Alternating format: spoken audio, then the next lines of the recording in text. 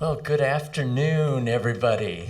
Thank you for coming out for the 6th annual DocLands Documentary Film Festival. It's amazing we've been doing this for 6 years. And thanks for all your support year after year. And I might as well thank the CFI board and our donors, our members, our sponsors, all of you who helped make this event possible. I'm Clement. I'm one of the programming team. And this is a very exciting moment in the festival because we're here to present the world premiere of Living Wine.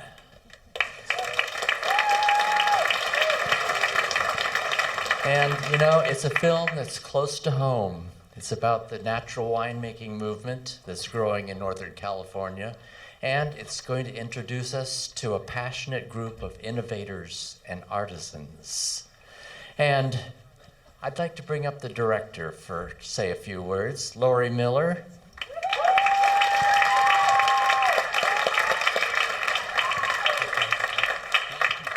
Hi, everybody.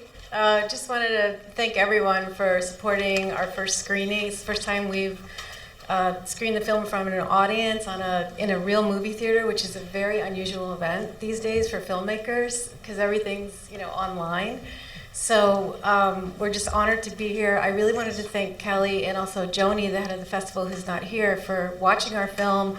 We're sort of an unknown, small production. They watched the film, they invited us to be here, and it's just really exciting to have our world premiere in this location near wine country, in Marin County. So we just want to say thank you. Kelly gave a great intro just about the artisans, the passion. I think it's all there. At the end of the screening, we have our 3 main stars of the film here, and they're going to join me for a Q&A and answer all your questions. So happy Mother's Day, and we hope you enjoy the film. Thank you, Lori. So do stick around. And I just want to say before we see Living Wine, it'll be preceded by a short film that we thought would be just perfect for this program. It's called Seasons, and it's directed by Gabriella Canel and Michael Ferron. We've got some fans in the audience.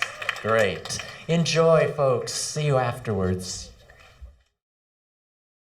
Well, ladies and gentlemen, let's welcome back the director of Living Wine, Lori Miller.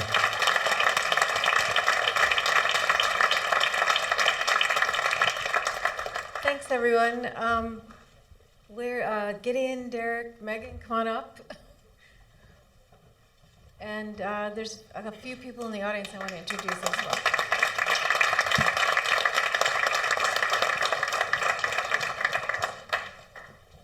While they're walking up, can David Bierman and Brian O'Connell stand up? We have our cinematographer and editor here, and they're around to answer any questions, but maybe we'll pull them up in the end. We also have Jason Sakach. Where's Jason? He did some additional filming, amazing cinematographer. And where's Valdemar? Stand up. We'll have to find out how he's doing and what he's up to. He's in the film. I'm curious, how many other people saw yourself on the screen there that is here? Great. Thank you. Yeah. A few other people. Sorry, thank you. Sorry. Well, where to start? I guess let's start at the beginning. How did you get involved in this and go on this journey? Well, this all started at the beginning of COVID, I would say. My brother, Ben, who's in the audience, where's Ben? Somewhere. He sent me a case of Darek's wine, and I thought, oh, this is interesting. I wasn't sure what it was, to be honest, and that was the beginning of my journey. But in reality, what happened is he had this vineyard that they were the company that would come and help him maintain the vineyard was spraying Roundup in the vineyard, and he went on a journey to convert from these commercial pesticides and herbicides to regenerative farming, and wanted to learn about natural wine. And I just thought it was really interesting when I mentioned to my friends in LA that, this is happening, this is how wine is being made with, chemicals and Roundup and additives. People seemed really surprised to learn that. And so I thought it might make it a good subject for a documentary, because it seems like there's a lot of people out there that were unaware of how our wine is commercially made. So that's the origin story.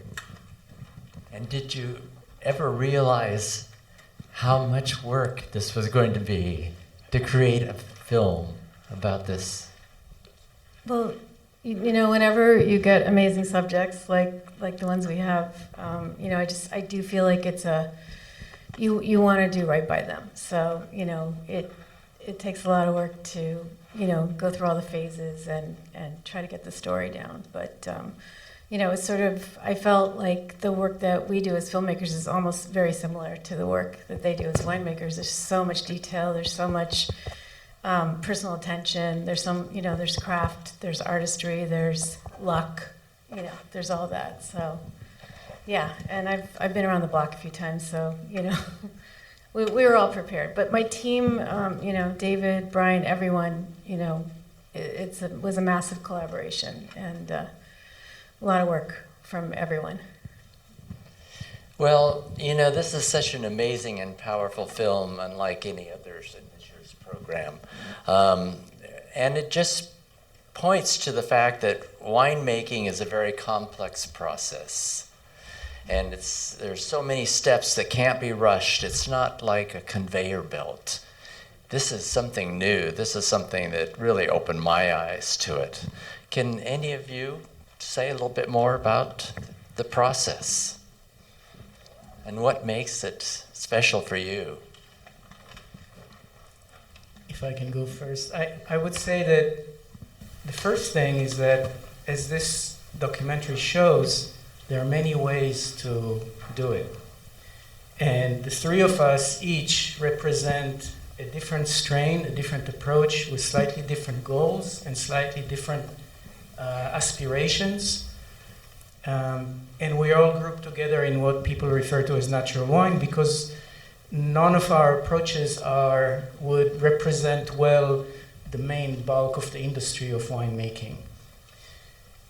And at the same time, if you pay attention to the details of the documentary, each of our operations are very different. And the focus is very different. Megan, in the movie, Megan said that she considered herself a minimalistic in her approach. I would say the same, and yet, about myself. And yet our approach is distinctly different. So, from my own perspective, just limited to the closer own experience, winemaking is actually the simplest part of my whole life. It's very, very simple. It's as simple as cracking an egg and opening it on a skillet and making your fried egg. The only thing that I'm trying to be aware of and to respond to are the key moments in the process, which will be the moment to pick the grapes, the moment to press, and the moment to bottle. Everything else happens by itself, pretty much. So it's very, very simple.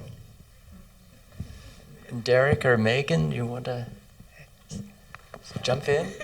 I mean, there's so much to say about the process, but I was going to say something similar as Gideon of, I feel like the documentary captures us during harvest, but we work in one of very few industries where we're expected to play an enormous amount of roles. Like, we're winemakers, we're chemists, we're farmers, we're truckers, we're salespeople, we're logistics coordinators. So those are the things that we do sort of the rest of the year. And then I'm glad Lori came during harvest, because it really captured us, especially in 2020, at our most raw and vulnerable, as we all are during harvest, because we're exhausted. Yeah, thanks for that, Megan. And I just am grateful for Lori to have created this thing, because otherwise we'd still be in our silos, not here tonight with you, standing on the stage, for crying out loud. I mean, I can remember in 1998 when I started this crazy little business that, I thought everybody should know about. And most of the time, people send me away. They're like, well, we don't, wine's natural. Why would I care about that? And so, now we have the term natural wine, and the title of the film is Living Wine. And I'm grateful for those terms, actually, because they weren't here in 98. We didn't really have a way to discuss this, even though there's a lot of problems with having a term. It's still, at least it's here. There's something we can have a conversation, and Lori's bringing this conversation in a much bigger way to all of you. And what I was really happy with is, the thing you don't get to see is her questions and the way she dives into a story, so that what you got to see was, some humanity instead of just like a thing about jargon and winemaking. Like, who really wants to sit for that? Maybe Megan and Gideon and I would do that, but I can't imagine anybody else would want to do that. And so I'm grateful for the elevation of that conversation, and for you guys being here tonight as well. Well, I want to open it up to you all. Do you have any questions?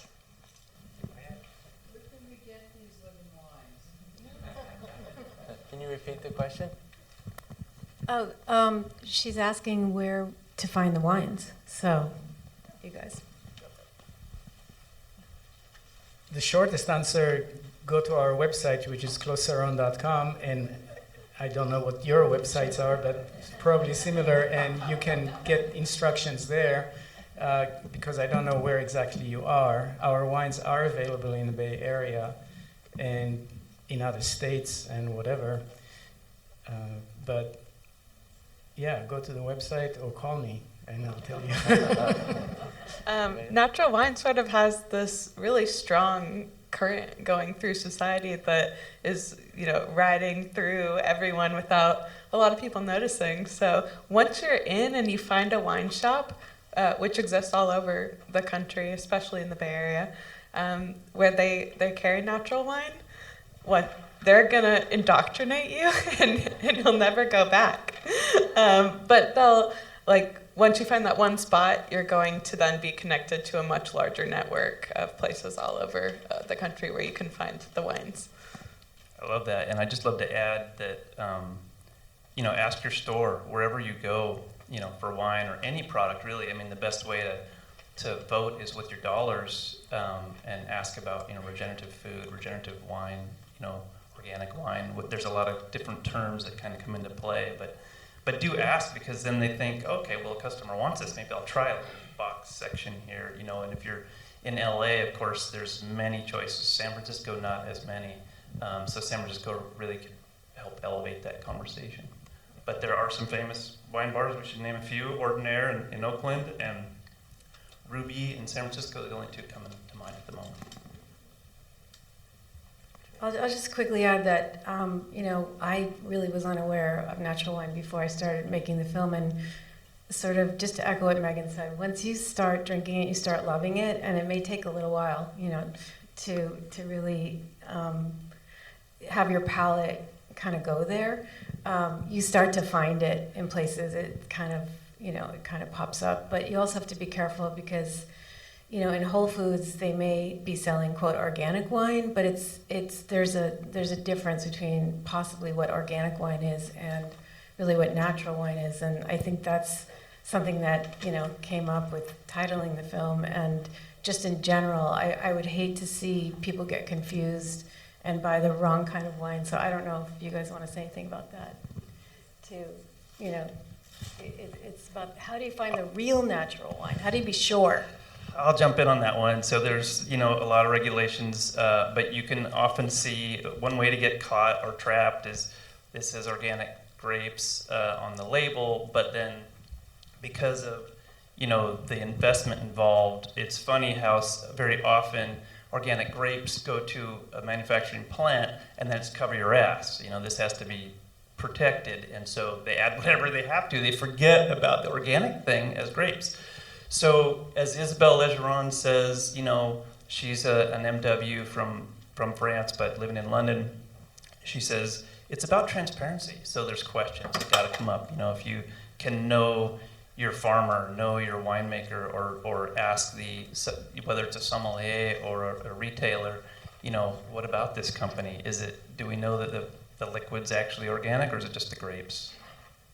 There's one thing to know there. I found myself caring a lot about the harvest of those grapes during the fires, the terrible fires. We all lived very close to those fires. And I wonder what wines you ended up making with those grapes. Our wines were fine. So far, we didn't have any smoke taint in any of our wines, luckily. I mean, every year we have very close fires, but so far we lucked out. I had a smoke-tainted wine in 2008. It was Sauvignon Blanc, but we threw Chardonnay leaves over it, and it worked. It removed it so that you could just get this weird hint of ashtray instead of like a mouth coated with ashtray, which was appealing. And the wine in the film that you saw where we were tasting it was mostly all green. That one's called Single Cloud. That was from Ben's Vineyard. And that actually sold out already, so it's now gone. We were really happy with the way it was received, and so I've been lucky harvesting early, even with fires concurrently happening. We haven't had a smoke-tainted wine since '08. I ended up finding in 2020 that the lack of quality as an overall vintage compared to some other vintages around it had to do more with our really intense heat waves than it did with the smoke at all.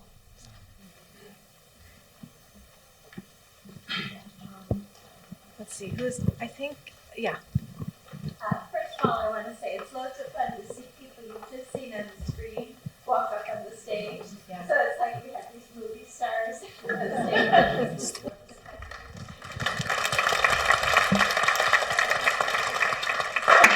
And you were very generous saying ask for natural wine, but I would like to hear if you specifically have a label or a name for each of you, for your wine.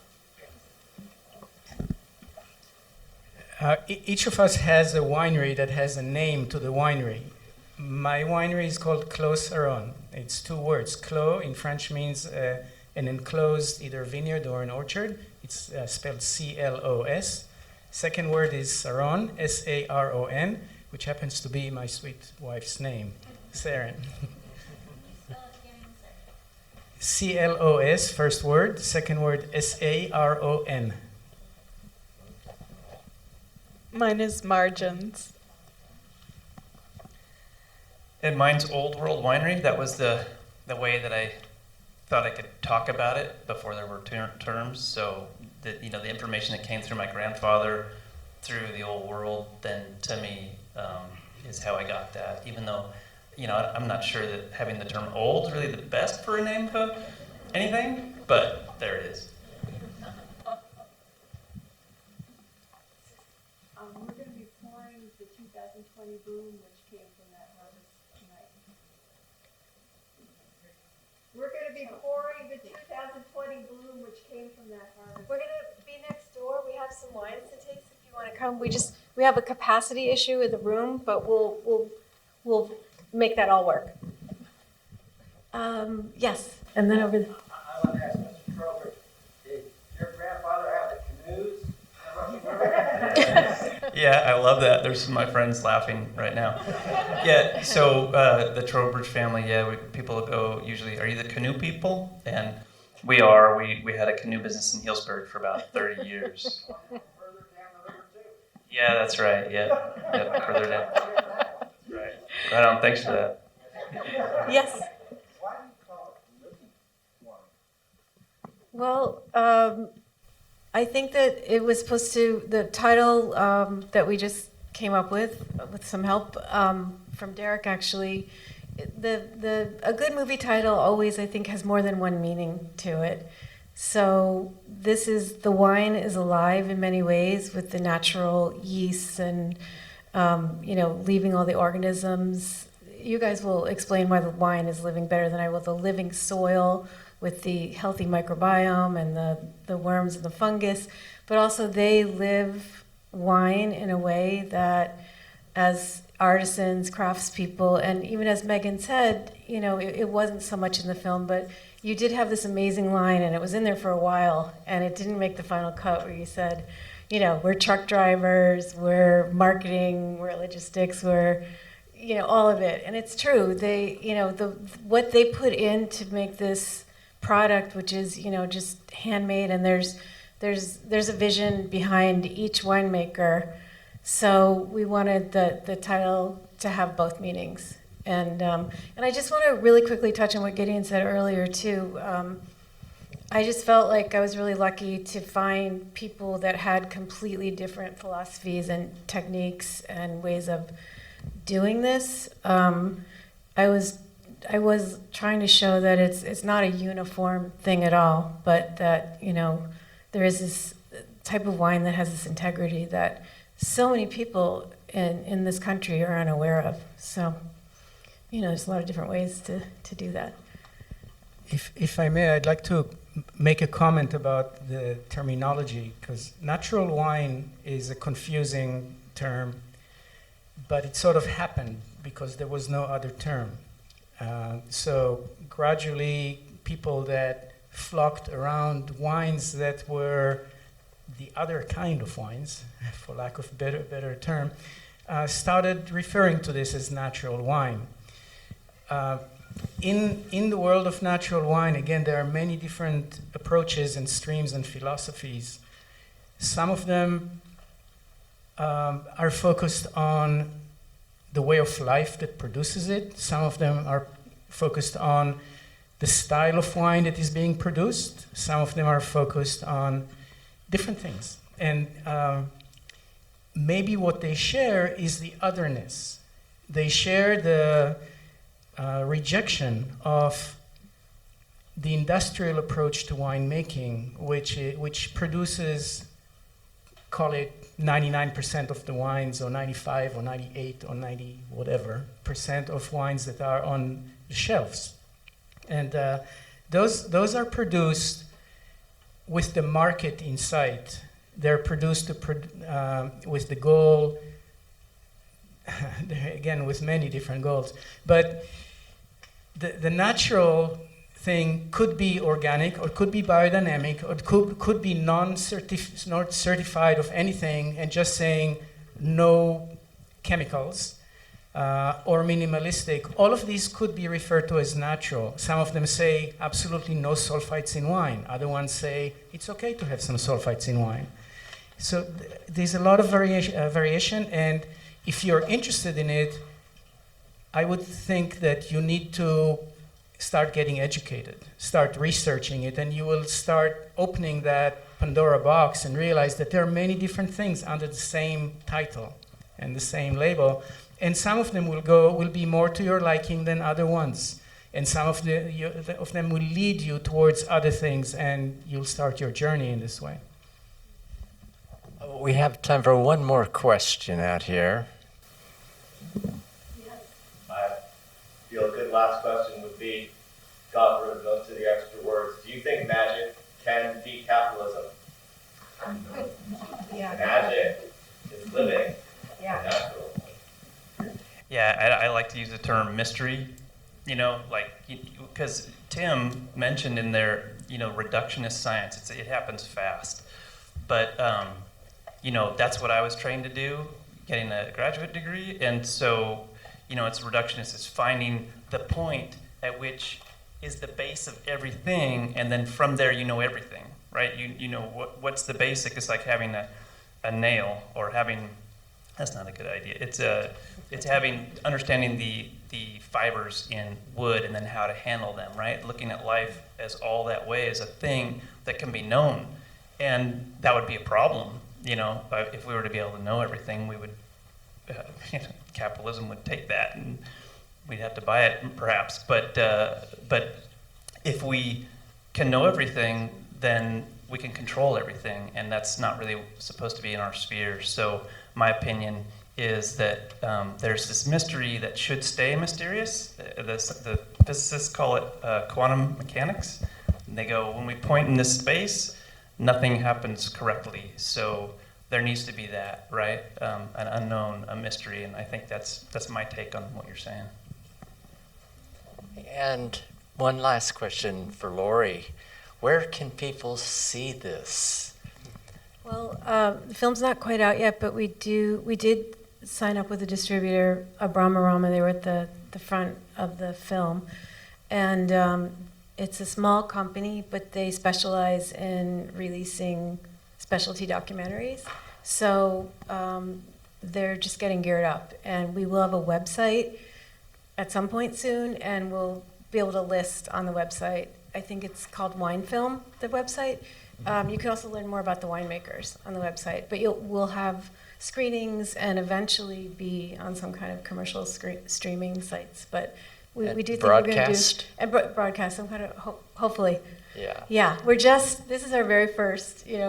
We madly finished the print a few days ago, as everyone can tell you, and we're excited that we have someone helping us get it out into the world. So. Well, tell your friends to bug anybody they can to get this film out. And thanks again to you guys. Do you have a new project in the works? No, this one has been pretty overwhelming. I Okay. haven't gotten there yet. Well, you can take a break. I'm gonna take the night off and then. Okay. Thank you. But thanks everybody. Thank If you you all. want to taste some wines next door,